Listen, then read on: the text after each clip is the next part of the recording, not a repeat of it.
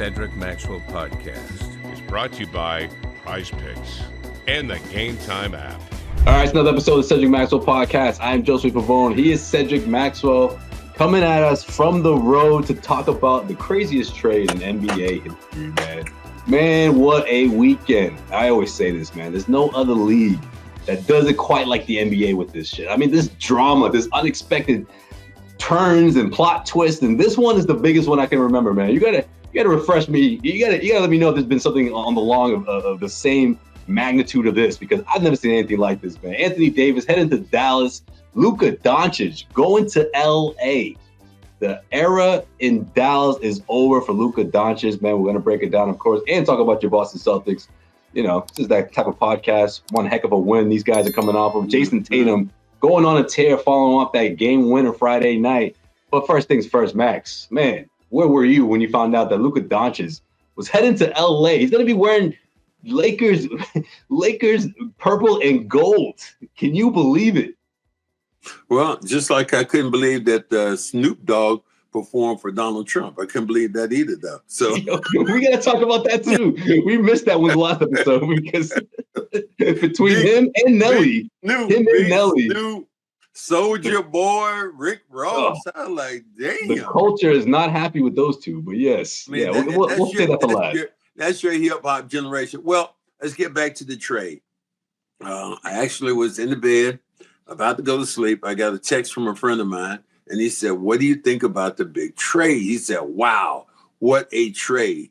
And he didn't say anything else. And I immediately went to SportsCenter, turned it on, and then here it comes. Luka and Anthony Davis. I was like, whoa. What? To drop so many wows. I mean, it's just so unbelievable when you think about those two guys getting traded for each other. And the more I hear about it, to me, Nico Harris was the general manager? That's right. Nico Harrison of Dallas. If you didn't know who he was, you surely know who he is now. He is. If he didn't move Jimmy Jones, the owner of the Cowboys, out the hot seat in Dallas and put himself directly in fire, it just goes without speaking. Those Mavs fans are upset, Max. They are furious. Yeah.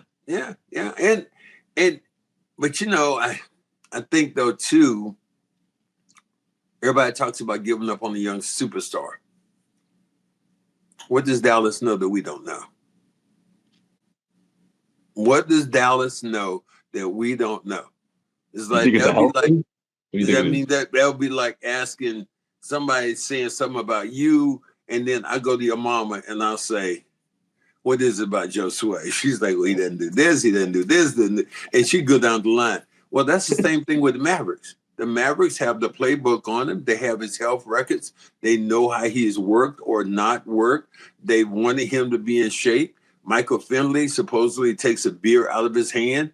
I remember that. And something. And then I was trying to figure, why would somebody take a beer out of your hand? Why would you do that? I mean, if guys are celebrating, I mean, when the Celtics were celebrating, they were drinking alcohol. I mean, they were drinking, tequila. So I don't quite know, but maybe it's a history, something we don't know. Brian Scalabrine, your guy, Brian Scalabrine says, "Luka, you got to be an alcoholic. You got to be doing this." I don't know, but to give up on a young star like that, I don't think we've ever seen that in the NBA. And stars traded for another star. And Anthony Davis isn't in his prime, but he is still he's a long ways from the grave. And to make that trade, to me, it helps Dallas out. And it helps Dallas out. You know what he said is, "I don't want to play center." Why would that be? Because the Joker has kicked his ass every time he's seen him. Mm. And so he has to, he doesn't like to defend the perimeter, Max. That's true. Yeah. So he doesn't want to play center. Why? Maybe that's it. But gosh, I mean, you're looking at a lot of variables. Take it back. Let's say take this team back 7 years ago, and you had those three players on your team. Klay Thompson, Davis, and Kyrie Irving. Oh, that's a squad. I mean, look, we finally got Davis and Kyrie together. Remember that was the plan for the Celtics once upon a time? Yeah. 2016? That's almost 10 years ago, though, man. A lot of things have happened since then. Yes. I mean, those, so that's why to me, but for me, it actually is a good trade in the fact that what Luka gave you offensively, he might give it away defensively on the other side. Right. What Anthony Davis gives you offensively, he's only going to increase his value because defensively, he's going to take away something from the opposition. So I like the trade for Dallas. I know people are pissed, but I think this is a great trade for Dallas. I'm not. And the Laker trade? Come on, Max. Go take off those green glasses, man. Come on. No. I'm not. The Lakers, this is a no-brainer, Max. You don't think so? Especially if Dallas calls you, you're not making this trade. I understand, but I'm still looking at right now, this year. Even look at next year. Say LeBron James plays one more year. How do those two players coincide? That's fair. That's what I'm talking about. I'm not hating on the Lakers, but how did LeBron James is ball dominant? How many times we've seen him just Luka Right. trying to go here, and it's redundant, and those two players need the ball to be effective. How many times you've seen Luka cut to the basket without the basketball? How many times you've seen that moving away? LeBron can do it a little bit better, but Luka doesn't move well without the basketball. So he's ball dominant. LeBron is ball dominant. How do you coincide with those two players? Yeah, I mean, plus you lose a lot on the defensive end without Davis. I mean, people can say what they want about who he used to be, but he's still an impactful player. He's still an all-star, if you ask me. Look, my thing is, look, I'm not saying this team is significantly closer to winning a championship because of this trade. And I'm talking about the Lakers, right? But I just think when you have an opportunity like this, you already have LeBron in the fourth quarter of his career. Let's say another 2 years, maybe 3, whatever the case may be. How do you get to the player to line up for the next generation? Like, how do you get to the fourth quarter of his career? These are the last 5 minutes.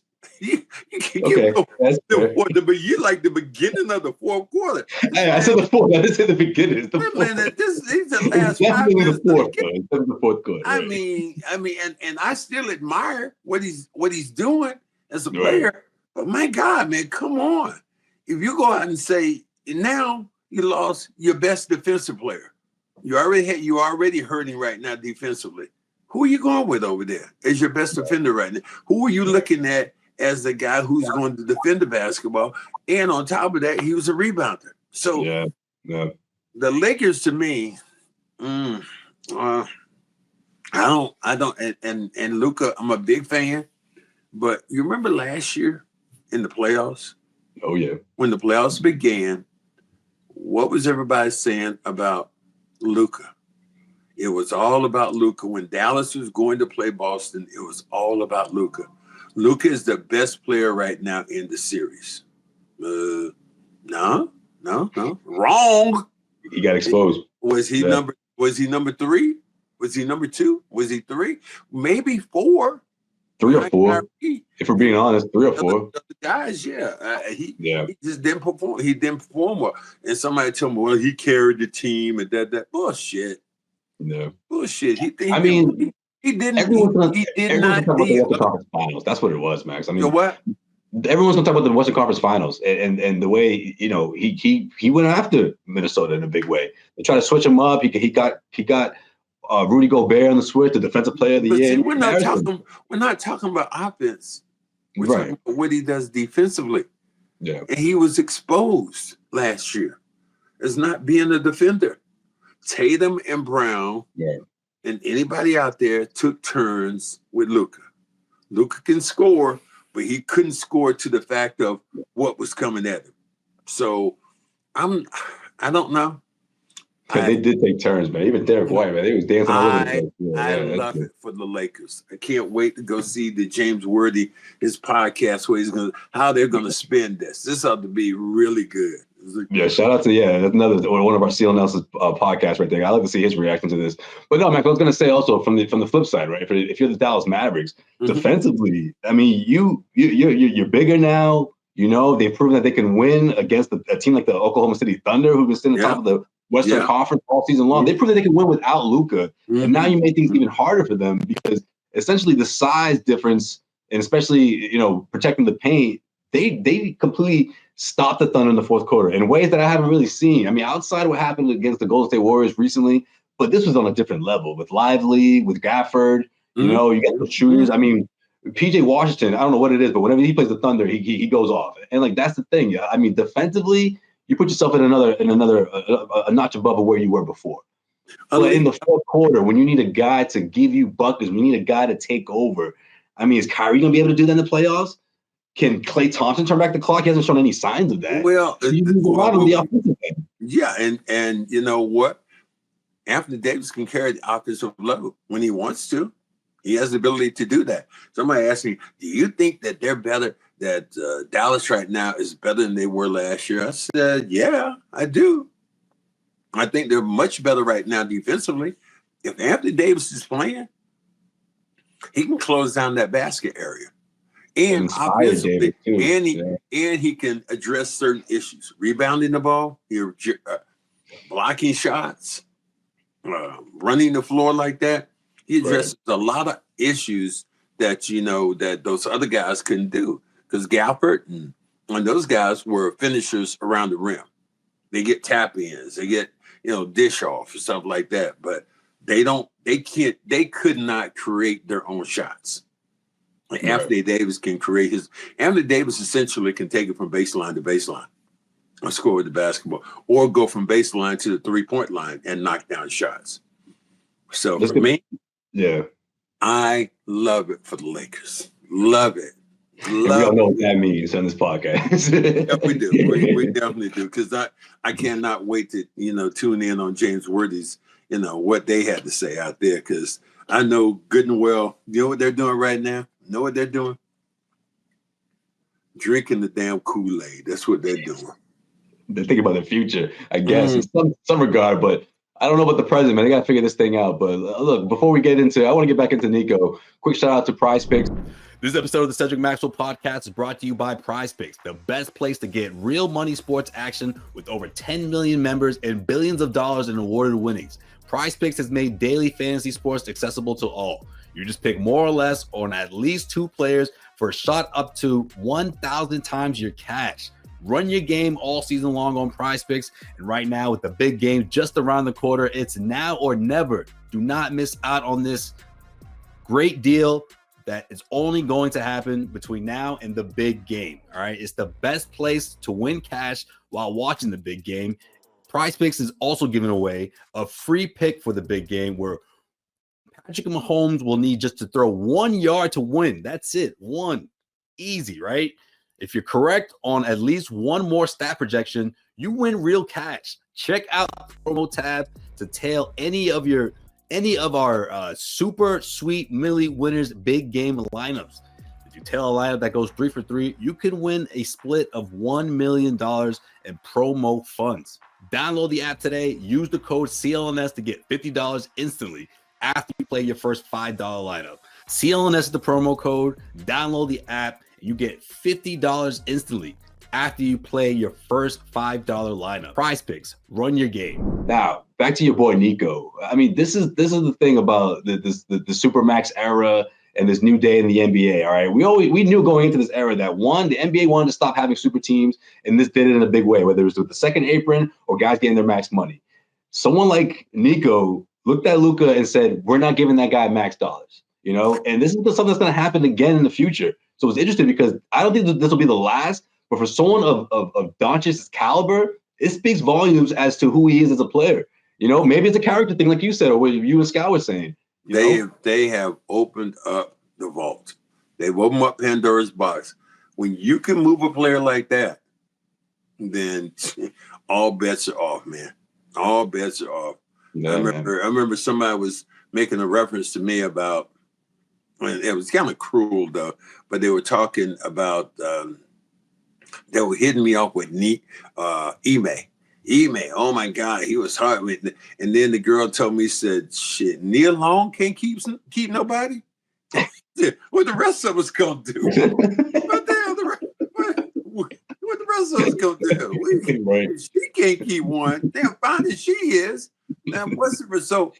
I mean, every girlfriend was holding their boyfriend tight after that. Like, yeah, damn, you better not be messing around on me, right? Yeah. So now I look at this league with all the superstars, all of them.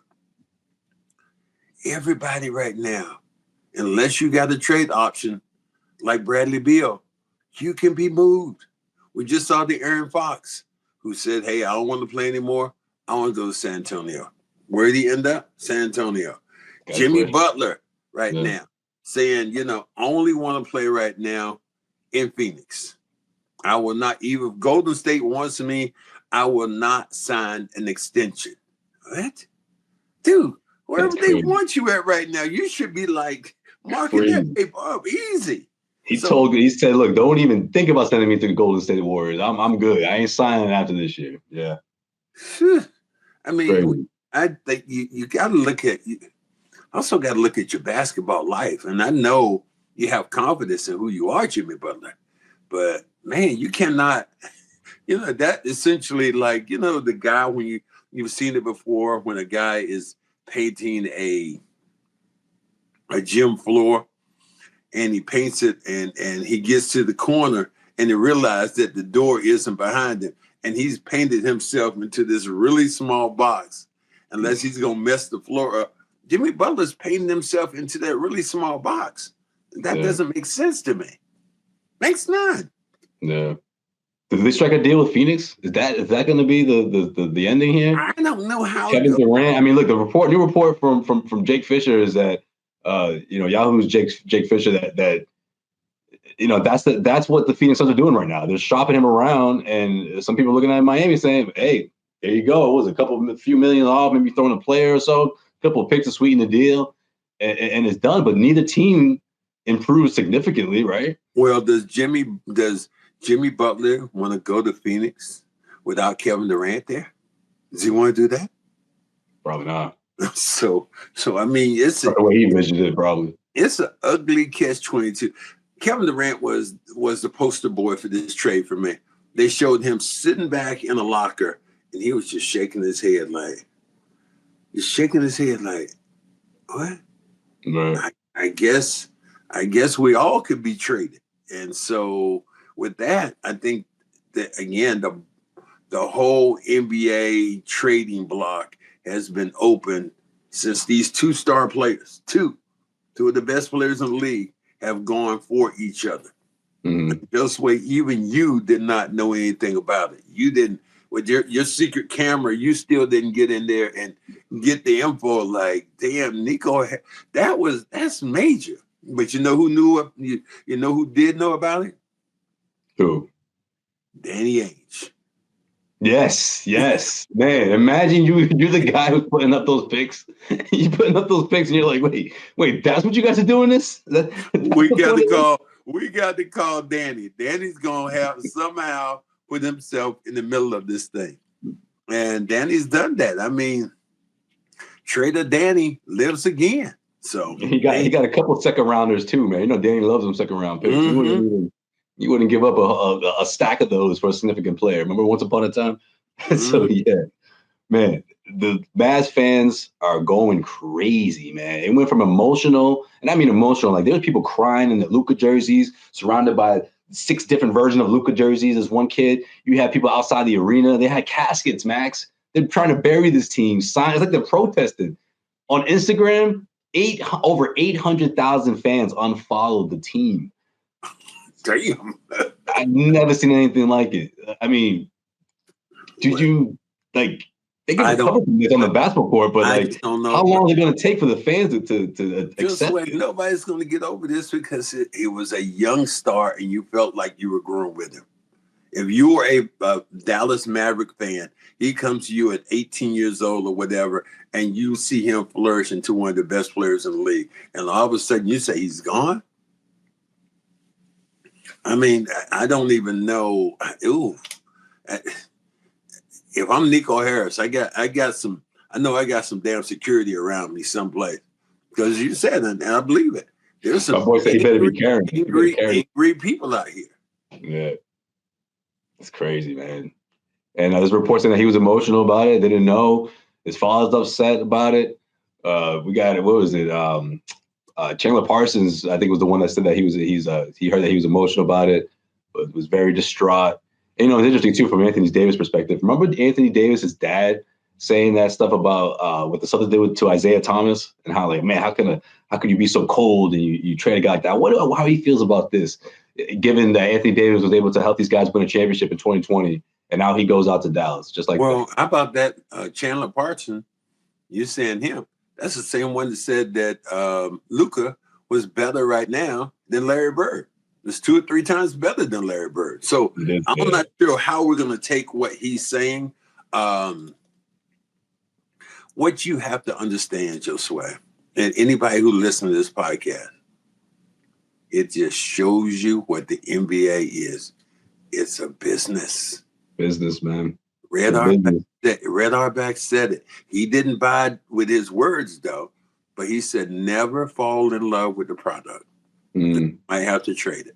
He traded me, but he had a chance to trade Larry, and he had a chance to trade Kevin McHale for Detlef Schrempf. I want to say Sam Perkins, right? Some picks, yeah. And Danny Ainge ended up questioning Red about that. And Danny said, I would have pulled the trigger. That was the day I knew. I was like, this dude's going to trade Garnett and Pierce one day. Like, the moment he said that, it was like, hey, guys, get ready. Because when these guys are done, or when I decided they're done, don't be shocked when I trade them and they're not retiring. Look, Danny Ainge gave the organization the gift they kept giving. And this is what you can say. You got Tatum. Why did you get Tatum? Because of Danny Ainge trade. Why did you get Brown? Brooklyn. Danny Ainge trade. Another Brooklyn pick. Yeah, yep. Danny has done his diligence when it comes to moving guys around and all that stuff. Yes. You know what people calling that, Max? They're calling that one of the worst trades that could have ever been done for the Nets. Like, the Nets gave away all those picks without really thinking about what those could have translated to, or what it could turn into, instead of trying to make a quick fix and put a super team on the fly like that, the way they did. So, wow, you're right. I mean, that's what they're saying. It's unbelievable. All right, Celtics, man, what a win! What a win down in Philly. What was it like down there, man? Those Sixers fans must have been awfully quiet by the end of the fourth quarter. 26-point deficit. The Celtics overcame 118-110. Jason Tatum going off in the second half, and Joe Mazzulla telling these guys at halftime, "Look, if you guys don't want to play, man, I can get the end of the bench crew. We can just call it a night. We pack the plane up. We can just go on to the next city if you guys don't want to play." And Tatum said that was the spark going into that second half. But of course, man, they couldn't have done it without him, man. What do you say about that? Yeah, I mean, Joe Mazzulla did what he they looked like they were dead to rights. Derek White couldn't hit any shots. And then finally, he relaxed. Yeah. Relaxed. And then started just taking the shots. He's been rushing those shots. He knocked down 2 or 3. And then it was Brown. Then it was Tatum. Then they just kind of went back and forth. Porzingis was big. But they shouldn't have been in that position in the first place.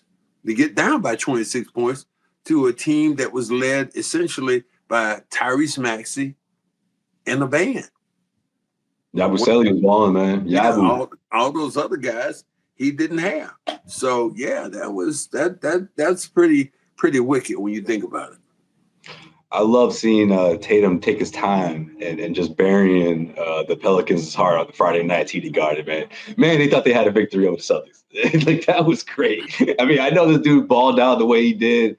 Man, I mean, I didn't expect that from the Pelicans, going down the stretch the way they did, keeping things close. Even Alvarado had 20 points, but with Murphy the third having the game of his life wasn't enough. But man, it's not the game of his life, Josue, because last time Murphy had the same thing in Boston. He had 36 in Boston the last time. That's true. What was it, 8 threes? But yeah, okay, that's true. He did have that before. He is averaging right now, in 2 games, he's averaging about 38 points a game against the Celtics. So I wasn't that lucky about that one at all.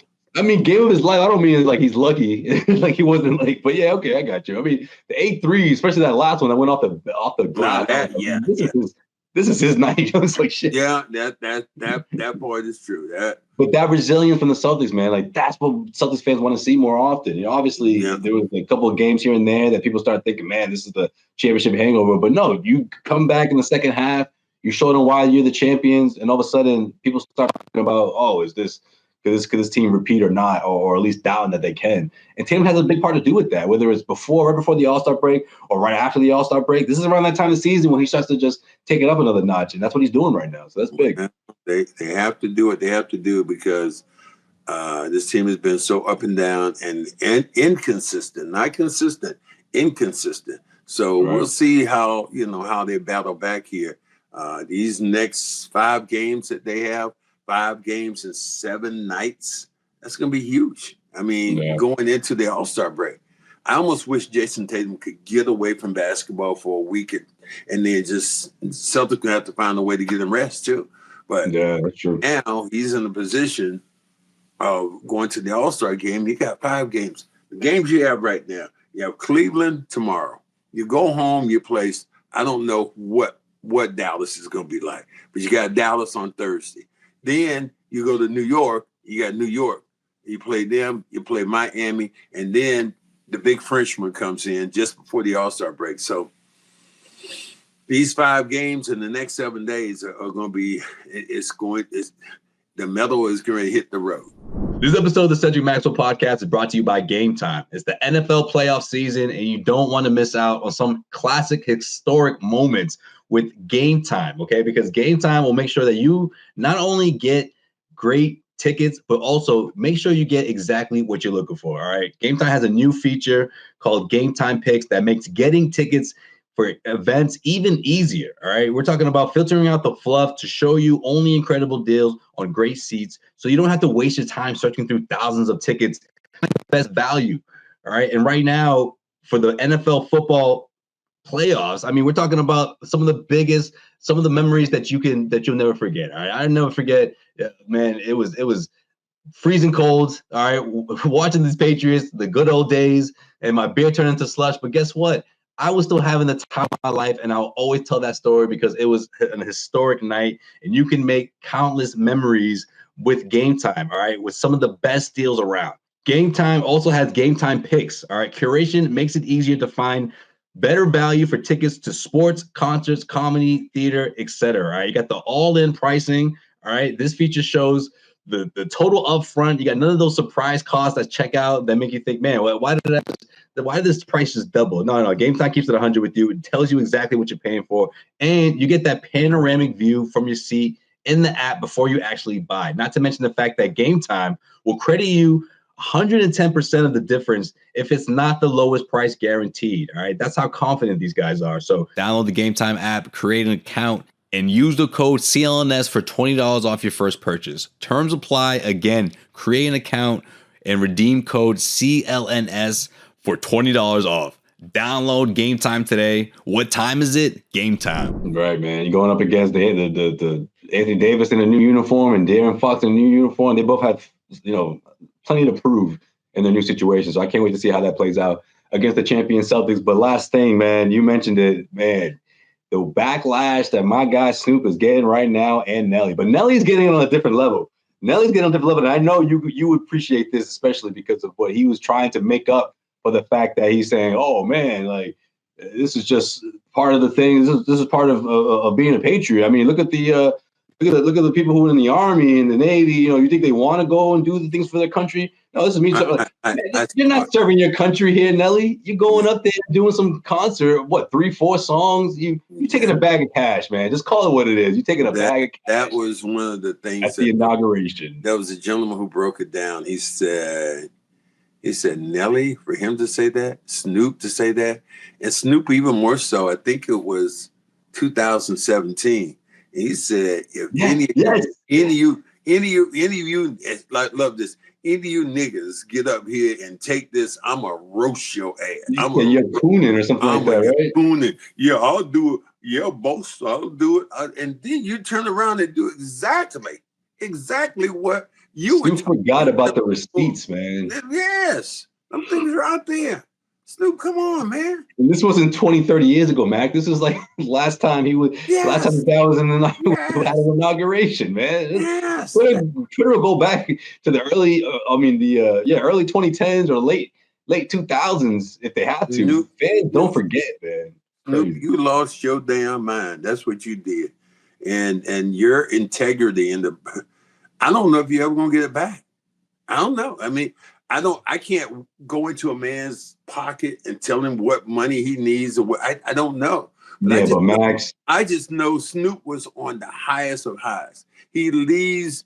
He's doing the Olympics. Exactly. That's what I was about to say. And he got a bag, Max. He got a bag out there in France. Everybody was oh, hell, Snoop. And now you're going to LA and this is your Snoop's backyard. You know that NBC is going to line you up. Dude, this was a horrible, horrible business decision. No less about your community, but this is a horrible business decision. For you to go out and do what you did in Trump land with people. And the gentleman said, it's not about you. He said, it is about you. But he said, it's about your mama. It's about your sister. It's about your child. It's about your whole community that, gosh, I don't even want to get into it. But it's just, I just, for you to say what you did and come back and do what you did this time. And you said there are receipts in 2017. 16. I think it was 16 or 17. There is Snoop Dogg on camera talking about the coonery that people would be doing and what he'd do to them if they went to Trump's inauguration. Right. And be damned if you didn't go out and do exactly what you just roasted people on. Crazy.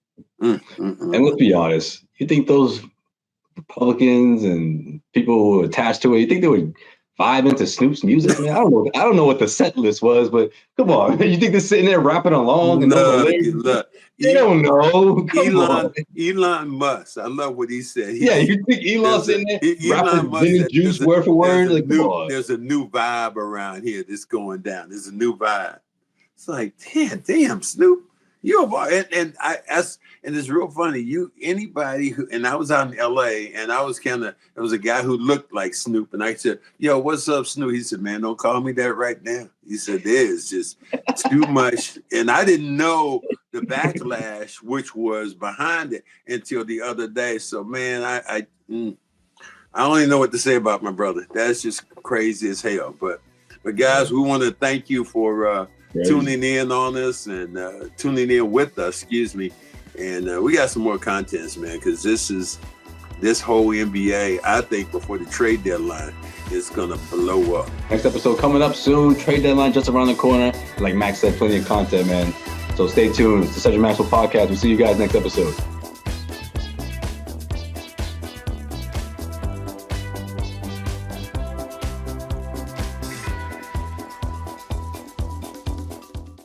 Josue Pavon here, CLNS Media, and if you made it this far, that means you really like this video. So hit subscribe, make sure you keep our notifications on, damn it, and we got plenty of great content coming your way.